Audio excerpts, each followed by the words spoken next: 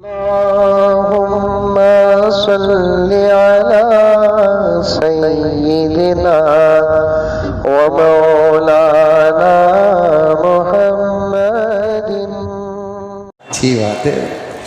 عبد الواحد بہت ہوشیار ہے.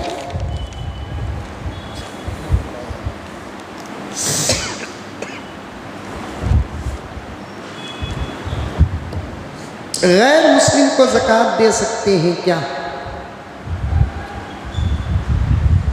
غیر مسلموں کا بھی ایک سوال ہے یہ، اور ہمارے اپنے بھی سوال کرتے ہیں.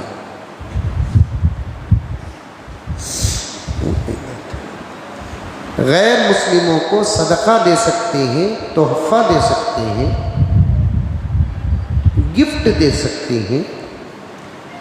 دو چیزیں غیر مسلموں کو نہیں دے سکتے، ایک زکوٰۃ اور ایک صدقہ فطر. اس کے علاوہ آپ سب چیزیں پوچھیں. زکوٰۃ اور صدقہ فطر کیوں نہیں دے سکتے؟ ارے بھائی، 10 میں سے 7 چیزیں دینے کی اجازت ہے اور 3 نہیں دینے کی اجازت ہے، تو یہ ہمارے اپنے مذہب کا کچھ خاص رولز ہے. یہ بات تو ہر مذہب کے اندر ہے جو خاص باتیں ہوتی ہیں. یہ 2 چیزیں کیوں نہیں دیتے، نہیں دے سکتے؟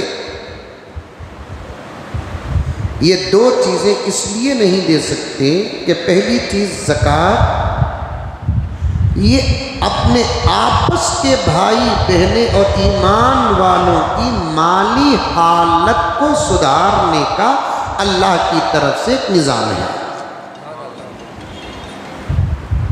اور صدقہ فطر کیوں نہیں دے سکتے؟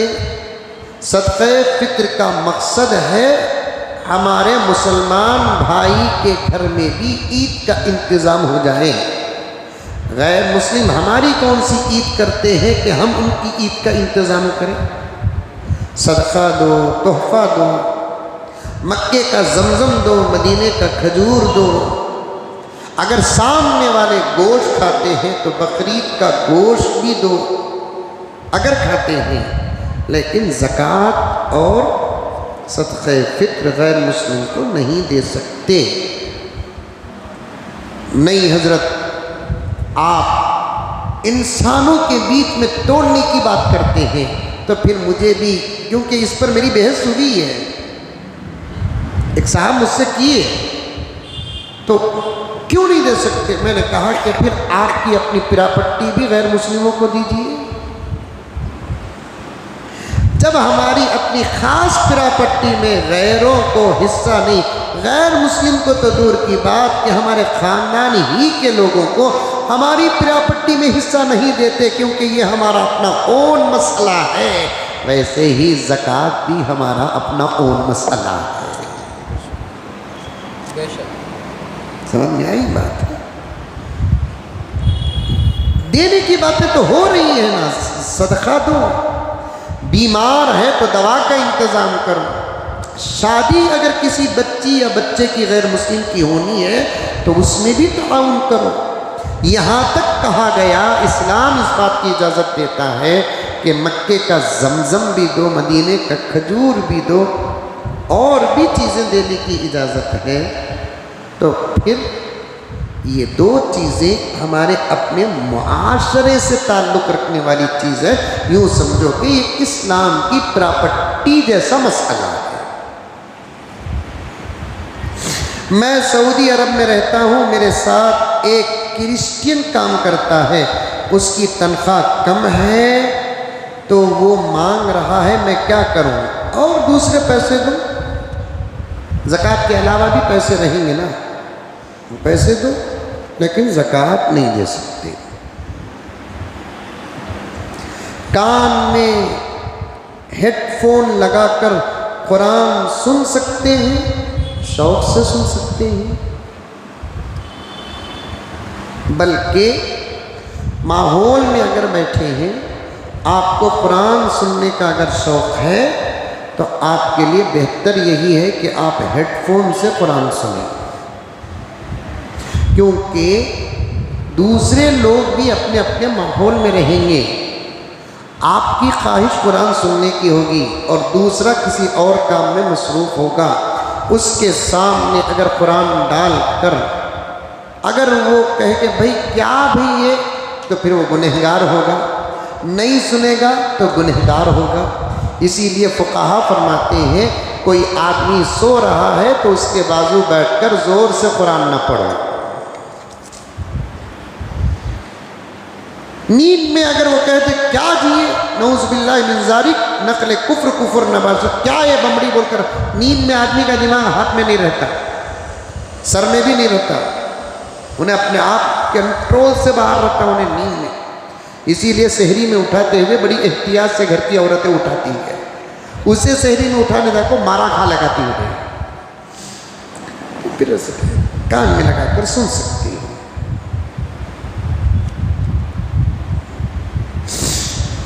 جھینگے اور کھیکڑے کھا سکتے ہیں کیا؟ واہ واہ واہ، کون سی مچھلی کی کمی آ گئی بازار میں. عجیب مزاج ہے اس وقت مسلمانوں کا. نکو کرو بولے تو ووچ کرتے، نکو کھاؤ بولے تو ووچ کھاتے، نکو پیو بولے تو ووچ پیتے. کتنی اچھی اچھی مچھلیاں ہیں، سرمئی مچھلی ہے، کاٹلا مچھلی ہے، اور کیا مچھلی ہے، رگو مچھلی ہے، اور کتنی کتنی مچھلیاں ہیں. احناف کے نزدیک تو کھیکڑا نہیں کھا سکتے. اور جھینگے کے بارے میں علماء کا اختلاف ہے، اور اس وقت تقریباً حضرات علماء کرام کی کثرت جھینگے کھانے کی اجازت دے رہے ہیں. جس چیز میں اختلاف آ جاتا ہے کھانے پینے کے، اس چیز کے بارے میں بچنا ہی تقویٰ ہے. سمجھ میں آئی بات ہے؟ اس چیز کے بارے میں بچنا ہی تقویٰ ہے، لیکن اجازت تو ہے کھانے کی. پہلے اختلاف تھا، اب اس کے وہ اختلاف بھی تقریباً ختم ہوتا جا رہا ہے. کھا سکتے ہیں. میں عام طور پر کہتا ہوں پہلے سے کھا رہے ہیں تو کھانا چھوڑو نہ کو، پہلے سے نہیں کھانے کو ہی تو کھانا شروع کرو. میں پہلے سے نہیں کھاتا تھا، اب فتاوی علماء کے بیانات باوجود سن کر بھی جو کہ عادت پڑ چکی ہے نہ کھانے کی. میں تو پورا ہندوستان پھرتا رہتا ہوں، بعض جگہ تو اتنے زبردست بڑے بڑے جھینگے آتے ہیں، وہ خاص تمہارے واسطے پکا کو رکھی. حضرت بولتے یہ بولا خاص کسے نہیں کھاتا ہوں سنو میں تو. اس کے جھینگا نہیں کھاتی حضرت؟ تمہیں ایسا سوال کرتے ہیں، واہ واہ میں گناہ کبیرہ کا مرتکب ہوں.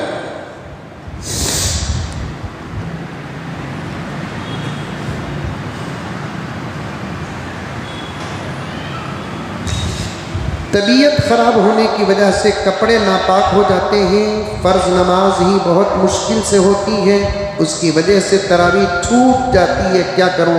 کپڑے بدل کر نماز پڑھو. کس حیثیت سے طبیعت خراب ہوتی ہے یہ پتہ نہیں ہے. اگر پیشاب کے خطرے نکل جاتے ہیں تو پھر اس کے لیے فقہا نے فرمایا کہ ایک وقت کی نماز ایک وضو سے آپ کے خطرے گرتے بھی رہیں تو پڑھ سکتے ہیں آپ، لیکن شرط یہ ہے کہ اس کا علاج نہ ہونے کی بات ڈاکٹر کیا ہو. سجدے میں جانے کا طریقہ بتائیے.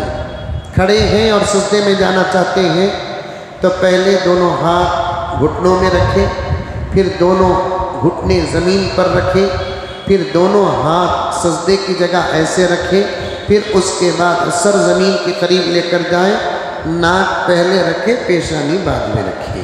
اٹھانے کا طریقہ بھی ویسے ہے، پہلے پیشانی، اس کے بعد ناک، اس کے بعد دونوں ہاتھ، اس کے بعد گھٹنے. سمجھ؟ بیٹھے بیٹھے سجدہ کر رہے ہیں تو دو زانو ہو کر بیٹھ جائیں، دونوں ہاتھ اپنے گھٹنوں پہ رکھ لیں، اللہ اکبر بول کر دونوں ہاتھ زمین پر رکھیں، اس کے بعد اپنا سر سجدے کی حالت میں لے کر جائیں. سمجھ میں آئی؟ بہت آسان کام ہے سجدہ کرنا.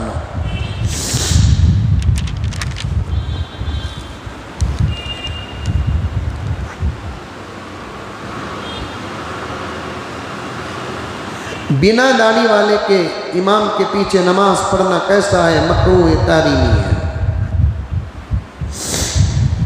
اور سب کے سب پڑھنے اور پڑھانے والے سب ایک لیول کے ہیں تو پھر اسی کو کھڑا کر نماز پڑھا لیں. حافظ عالم رہے تو بھی کیا ہے، داڑھی تو بالکل سنت موقدہ ہے، اور اکثر علماء کرام واجبات میں لکھے ہوئے ہیں، داڑھی بنانے والے کے پیچھے نماز مکروہ تحریم ہے۔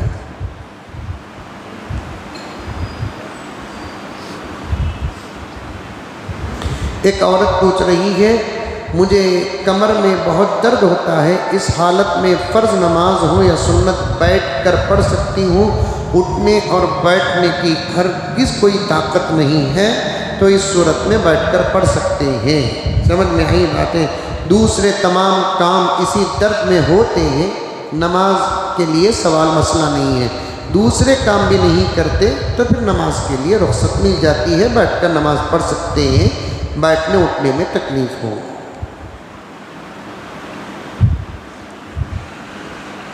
کیا نبی پر درود پڑھنے والے کی حالت ہمارے آقا تک معلوم ہوتی ہے؟ بالکل معلوم ہوتی ہے۔ حدیث میں صاف ہے کہ ہر پیر اور جمعرات کو ہماری تمام حالات آقا کے دربار میں پیش کیے جاتے ہیں۔ ہفتے بھر کے ہمارے اعمال کا تذکرہ ہمارے اپنے نام کے ساتھ آقا کے دربار میں پیش کیا جاتا ہے۔ اس لیے کوئی ایسا کام نہ کرو کہ ہماری خبر نبی تک پہنچے اور نبی کو تکلیف ہو۔ ہم کثرت سے درود پڑھیں گے، سنتوں پر عمل کریں گے، نماز کی پابندی کریں گے، اخلاق کے ساتھ رہیں گے، تو قسم اللہ کی جب خبر پہنچے گی تو قبر مبارک سے آقا خوش ہوں گے اور دعا کریں گے۔ یہ عاجز کہتا ہے دعا تو دوسرا نمبر ہے، آقا کا خوش ہو جانا ہی ہمارے بارے میں مغفرت کی گارنٹی ہے۔ سب معلوم ہوتا ہے نا، حدیث میں ہماری پوری حالتیں آقا تک پہنچتی ہیں۔ ہر جمعرات اور پیر کو ہمارے نامہ اعمال آقا کے دربار میں پیش کیے جاتے ہیں۔ خدا کی قدرت دیکھو، نبی کا معجزہ دیکھو، آقا کا پاور دیکھو۔ سمجھ میں آئی بات؟ ہمارے دوست ہر 6 مہینے میں عمرہ کرتے ہیں، کیا یہ جائز ہے؟ وہ مقامات ہی ایسے ہیں جو بار بار جانے کے لیے دل چاہتا ہے۔ اللہ تعالیٰ ان کو اگر دولت دے رکھا ہے اور وہ تمام دوسرے حقوق بھی ادا کر رہے ہیں تو ان کے لیے ہر 6 مہینے میں کیا ہے، جب چاہے تب جا سکتے ہیں۔ سمجھ میں آئی باتیں؟ ہاں، قرض باقی ہے، بیوی بچوں کے حقوق ہیں، خاندان کے بڑے بڑے مسائل ہیں، اس پر کسی قسم کی کوئی توجہ نہیں اور عمروں پہ عمرے کر رہے ہیں تو یہ اچھی بات نہیں ہے۔ سگی بہن اور اس کے بچے شادیوں کے مسائل میں پریشان ہیں، جب شادی کا وقت آتا ہے تو 20-25 ہزار روپے دے کر بھائی بننے کا حق ادا کر دیتے ہیں، لیکن یہ ہر 3-6 مہینے کو ایک مرتبہ 1-1 لاکھ روپے دے کر عمرہ کرنا چاہ رہے ہیں، تو پھر یہ بالکل اچھی بات نہیں ہے۔ سمجھ میں آئی بات؟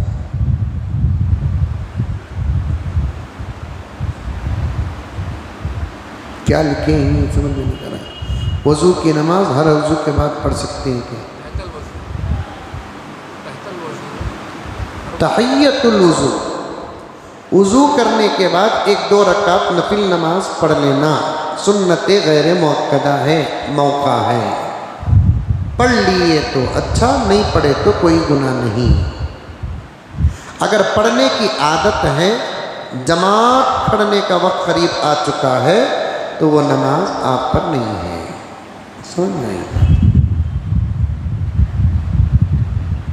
ارے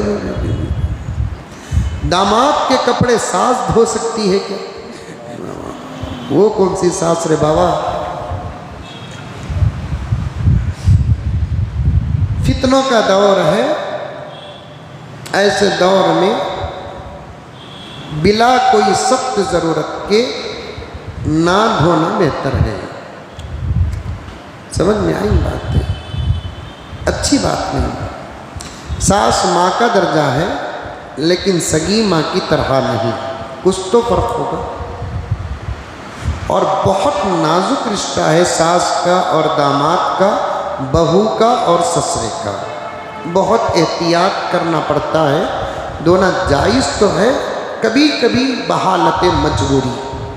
یہ بہت شرم کی بات ہے کہ داماد جا کر حمام میں غسل کر کے آیا ہے اس کی نہائی ہوئی لنگی ساز دھو کر ڈالتی ہے، اس سے زیادہ بے شرم اور بے غیرتی کی بات کوئی نہیں ہو سکتی۔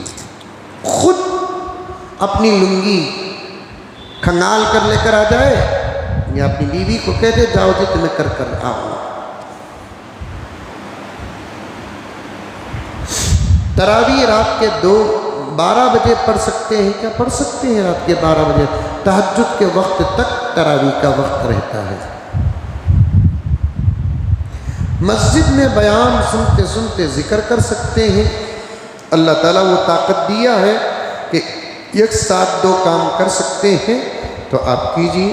اللہ والے مجلسوں میں بیٹھ کر دینی بحثیں کرتے تھے، لیکن ان کا دل اللہ کے ذکر میں مصروف رہتا تھا۔ بعض اللہ والے تو آپس میں تھوڑا بہت مزاح بھی فرما لیتے تھے، دل لگی مزاح بھی کر لیتے تھے، لیکن دل اللہ کی یاد سے غافل نہیں ہوتا تھا۔ وہ اللہ والوں کے ساتھ جڑنے سے دل کی وہ کیفیت بن جاتی ہے۔ سمجھ میں نہیں بات ہے؟ بقیہ کل انشاءاللہ نیت کر لینا کہ اللہ جو درود پڑھ رہا ہوں یہ ہمارا آخر تک پہنچا۔ نہیں، نیت کرنے کی، درود پڑھتے وقت نیت کرنے کی کوئی ضرورت نہیں ہے۔ آپ جیسے ہی درود پڑھیں گے آٹومیٹک آقا کے دربار تک پہنچا دیا جائے گا۔ ڈائریکٹ روز اقدس کے قریب آپ سلام عرض کرتے ہیں، درود پڑھتے ہیں، آقا سنتے ہیں، دور رہنے والوں کے لیے پہنچایا جاتا ہے۔ کوئی سوال ہے آپ لوگ؟ جی ہاں پوچھیے۔ ووٹ کے بارے میں اتفاق کرنے میں معلوم تھا، ذرا بند کر دیا آپ، فین آواز سے فین 9 سے 12 لاکھ ایکڑ ووٹ کی زمین ہے۔ اب اس کا تقریباً چند نوجوانوں 2 سال پہلے اس کا ایک ڈیٹا نکلا، تو ریٹ 600 سے 500 کروڑ آیا۔ کتنا صحیح ہے، جھوٹ ہے، غلط ہے، جو معلوم تھا۔ تو جو رینٹ آ رہا ہے صحیح تک امت تک پہنچنا، کیا یہ صحیح ہے؟ معلوم ہوتا ہے۔ آپ تو میرے پرانے دوست ہیں، آپ کے سوال کا میں اس طریقے سے جواب دوں گا۔ ان کا سوال یہ ہے کہ ہمارے ملک میں وقف پراپرٹی ایکڑ کا جو حساب ہے 9 ساڑھے 9 لاکھ ایکڑ زمین ہے اور پراپرٹیاں بھی ہیں، اس میں سے 500-600 کروڑ روپے رینٹ آ رہا ہے۔ اب یہ ساتھی کا سوال یہ ہے کہ یہ رینٹ جو وقف بورڈ کی طرف سے آ رہا ہے وہ قوم ہی کا پیسہ ہے، جو قوم کی ضروریات پر خرچ کرنا ہے، وہ برابر خرچ ہو رہا ہے کیا؟ ان کا سوال ہے۔ میں اب نہیں بولوں گا، جب میں آل انڈیا وقف بورڈ منسٹر بنوں گا تحقیق کر کے بولوں گا اور لیکن دوسرا جواب بھی سن لیجئے۔ اگر یہ رینٹ کا پیسہ جو آ رہا ہے، اگر قوم کے مسلمانوں میں جس طریقے سے پہنچنا اس طریقے سے اگر پہنچ جاتا تو 2 باتیں ہیں۔ ایک بات، ملک کے مسلمانوں کی یہ حالت نہ ہوتی، دوسرا اوقاف پر دشمنوں کی نظر نہ ہوتی۔ سمجھ میں آئی بات ہے؟ ملک کے مسلمانوں کی اوقاف کی طرف سے جو پیسہ رینٹ کا آ رہا ہے، آپ کے کہنے کے مطابق ایک بہت بڑی قیمت ہے۔ میں بھی کچھ باتیں جانتا ہوں، لیکن آپ کے سوال کو موضوع بناتا ہوں میں کہ وہ پیسہ اگر جس طریقے سے خرچ کرنا اس طریقے میں خرچ کرتے تو آج ملک کے اندر سب سے زیادہ ڈاکٹرز ہماری قوم میں ہوتے ہیں، سب سے زیادہ لائرز ہماری قوم میں ہوتے ہیں، سب سے زیادہ انجینئر اور اچھے پڑھے لکھے لوگ ہماری قوم میں ہوتے تھے۔ اور یہ حالات بتا رہے ہیں کہ علامہ اقبال کا شعر بھی تو ہے جس کا ترجمہ کہ ہم نے زمینیں کیا بیچی ہیں، ہمارے بڑوں کی خبریں بیچ کر کھائے ہیں۔ اللہ تعالیٰ کی دی ہوئی نعمت کی اگر صحیح طور پر حفاظت اور صحیح طور پر استعمال نہیں کرتے، اللہ تعالیٰ اس نعمت کو چھین لیتے ہیں، اور اللہ کے چھیننے کے طریقے الگ الگ ہوتے ہیں۔ سمجھ میں آئی بات ہے؟ جی ذہن میں کئی بار کوئی پڑھ لینا پہلے کہتے ہیں کئی انگلش بولے تو ہمارا یہ کا یا تو غلط بولے تو گری پڑھنے والے کا میرا تو دکان لینے گیا رینٹ ایڈوانس 1.5 لاکھ بولے 80,000 بھیج دینا، آدھار کارڈ بھیجو سب अग्रीमेंट बनाते हैं सुबह 8 वाजता बोरी पड़े होते हैं। اللہ حفاظت लेकिन فرما. हमारे एरिया में बच्चे पढ़े लिखे हैं, टैलेंटेड हैं, वो भी हाथ पकड़ने वाला है। پکڑنے والے سچ ہے. تمہارے درد کا میں ساتھ دیتا ہوں میں واقعیتاً. اللہ تعالیٰ ہے ایسے بہت سارے علاقے بڑے مسائل ہیں ہمارے. اللہ حفاظت فرمائے. اور کوئی سوال ہے؟ نابالغ بچہ حافظ ہے، اس کے پیچھے تراویح پڑھ سکتے ہیں؟ نابالغ بچے کے پیچھے تراویح کی نماز نہیں ہوتی. ہاں قریب بلوغ کے ہے، 13.5-14 سال کو پہنچ گیا اور اچھے برے کی اس کے پاس پہچان ہے، نماز کے تمام مسائل وہ جانتا ہے، تو اس کے پیچھے نماز ہو جا سکتی ہے. ناپاک کی حالت میں کلمہ پڑھتے ہیں؟ ناپاکی کی حالت میں کلمہ پڑھ سکتے ہیں. سمجھ میں؟ زبان اور دل کے ذکر. قرآن ایک نہیں پڑھنا. سمجھ میں؟ وہ بھی کون سی ناپاکی؟ جو بڑی ناپاکی ٹوٹ جاتی، بڑی پاکی جو ٹوٹ جاتی ہے اس میں آپ قرآن نہیں پڑھ سکتے ہیں. ہاں وضو ٹوٹ گیا تو آپ قرآن بھی پڑھ سکتے ہیں، چھو نہیں سکتے. ذکر کا جہاں تک مسئلہ ہے تو آپ کر سکتے ہیں. ناپاکی کی حالت میں بھی بہتر ہے کہ جلد سے جلد پاکی حاصل کر لینا. جی تراویح میں 2 رکعت کرتے ہیں، تراویح 1 رکعت چھوڑ گئی تو کوسا سورہ پڑھنا؟ تراویح میں 2 رکعت پر امام صاحب سلام پھیرتے ہیں. بہت اچھا سوال کر رہا ہے بچہ کہ اگر 1 رکعت چھوٹ گئی تو پھر قضا یہ کہ مسبوق، اور 1 رکعت جو اٹھ کر پڑھتے ہیں نا، کیا سورہ؟ جو آپ کو سورہ یاد ہے وہ پڑھ لیجیے انشاءاللہ. وتر میں بھی 1 رکعت چھوڑ جاتی ہے، اس میں رکعت توڑ کو پھر بنتی ہے، اس میں بھی ہمیں رکعت توڑنا ہے. نہیں، رکعت امام صاحب کے ساتھ توڑ لیے، رفع یدین کر لیے ہیں، تو آپ اٹھ کر کھڑے ہونے کے بعد اس رکعت میں رفع یدین کرنے کی ضرورت نہیں ہے. وطر کی نماز میں دعائے قنوت نہیں آیا تو وطر کی نماز میں رفع یدین کے بعد دعائے قنوت اگر نہیں آتا تو جلد سے جلد سیکھنے کی کوشش کرنا، کیونکہ دعائے قنوت بھی آسمان سے اتاری ہوئی دعا ہے. وہ سمجھ میں آئی بات ہے. دعائے قنوت بھی مستقل، جیسے قرآن اللہ کے نبی کو جبرائیل کے ذریعے سے دے کر بھیجا گیا، دعائے قنوت بھی جبرائیل ہی اللہ کی طرف سے لا کر دے کر گئے ہیں. جلد سے جلد سیکھنا چاہیے. بہت فائدے ہیں دعائے قنوت میں.